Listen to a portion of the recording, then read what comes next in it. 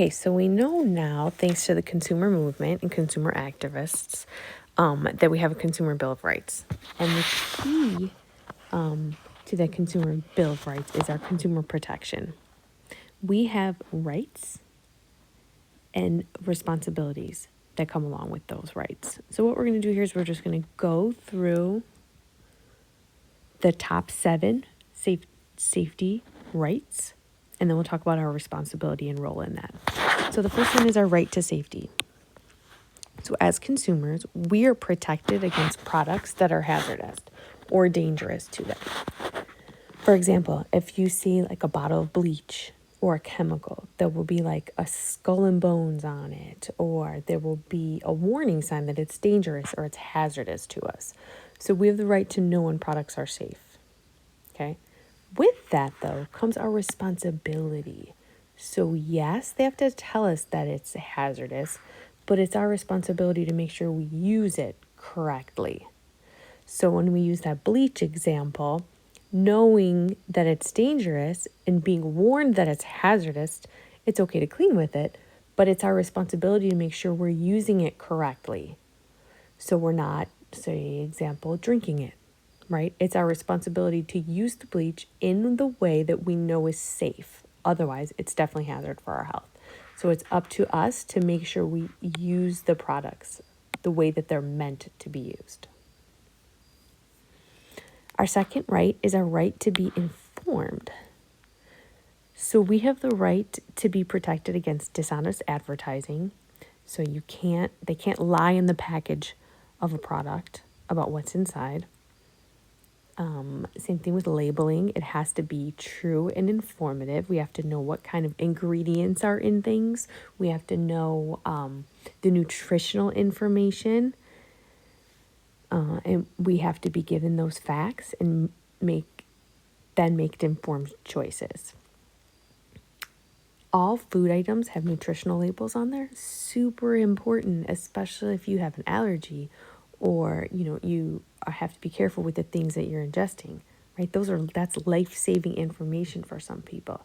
It's our responsibility then to make sure that we're looking at that information that we're planning to buy. We're comparing, we're evaluating the different brands and the different models and making the best decision. Then we have our right to choose. So we as consumers are assured that we have access to a variety of goods and services so that we can get competitive prices. For example, cell phone service, right? We've got lots of options we can choose from. AT&T, Verizon, T-Mobile. We have a choice there. It's our responsibility then as consumers to make sure we choose carefully and that we're using that buying power, that purchasing power, and we are making sure that we're choosing places that we, for example, with the cell phone, we know we're going to get service. We want to make sure that we're making choices and we're choosing businesses that are, making ethical decisions that we agree with. We want to make sure that they're using reliable and safe products, right? That's up to us to make sure that we make the right choice. Then we've got the right to be heard. Right? We have the right to share our interests and for our interests to be considered, especially in the making of laws, right? And there's lots of ways we can do that. We can write to our senators. We can call our representatives. Nowadays, we have the ability to use our voice in social media and hashtags. So we have that right to do it, but it's our responsibility. So that's our part of it, is to then speak up. Right? So we want to make sure we let those public officials know our opinions or our consumer issues. Okay? We have the right to be heard, but it's our responsibility to do the speaking. And then we've got our right to redress. Redress is kind of just a fancy word for return or, if we have a product that isn't working or that's broken, we have the right to a fair remedy, which means we can take it back and return it, or we can get our money back. Our responsibility in that then is to go seek that redress, right? If the product didn't meet our expectations. So if I buy a shirt at Target, turns out I don't like the way it fits, or maybe there's a hole in it, I have that right to get my money back or get a new shirt. It's my responsibility, though, to go to Target and take care of it, or contact Target to take care of it. It doesn't just magically happen. I play a role in that. Then we have our right to consumer education. That's why you're in this class, right? The opportunity to learn how to be an effective consumer and make those smart decisions. But it's our responsibility to learn, right? I can do all these videos and all these assignments and all these mastery checks, but it's up to you to take advantage of them, right? And to learn from it and then utilize those things you learned in this class. And then the last one is our right to service. As consumers, when we go into a business or a place, we can expect convenience. We can expect courtesy, right? If we were to go into a restaurant like Chili's by Chicago Ridge Mall, when we walk in, we can expect someone to ask us or show us where we want to sit. Someone will come and take our order, bring our food, right? So we have that right to service. We can expect that. It's our responsibility then to make sure we reward that good service.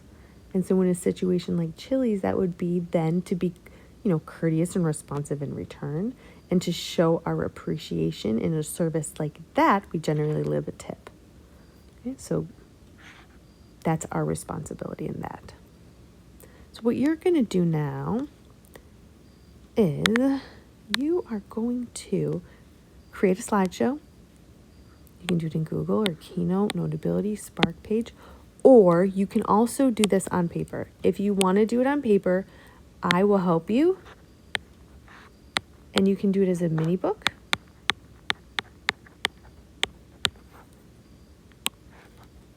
I'll show you how you can format it and fold it into a little book. So if you want to do it on paper, see me. Otherwise, we're doing a slide. You are creating one slide for each of the 7 rights and responsibilities. So that means you're making a total of 7 slides. If you're doing pages of the book, you'll do 7, and I'll show you how to fold it to make it 7. So 7 total slides. On each slide, you're going to put this, you're just going to simply put the words for the consumer right and its definition. Then on the same slide, I want you to come up with an example. Don't use one of my examples that we just went through of our consumer responsibility to that right. And then you're going to add an image that matches or gives some kind of example. So here's an example of a slide that could, an example. So the right to redress, that's the right. This is the definition of the right.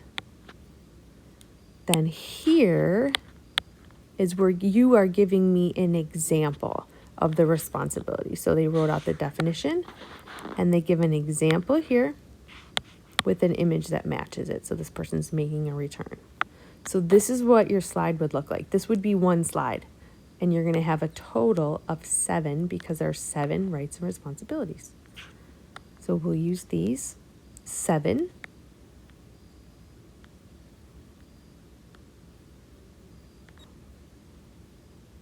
Make your slideshow. I'll post these directions in the post so you have them there too. Don't forget to ask if you have any questions.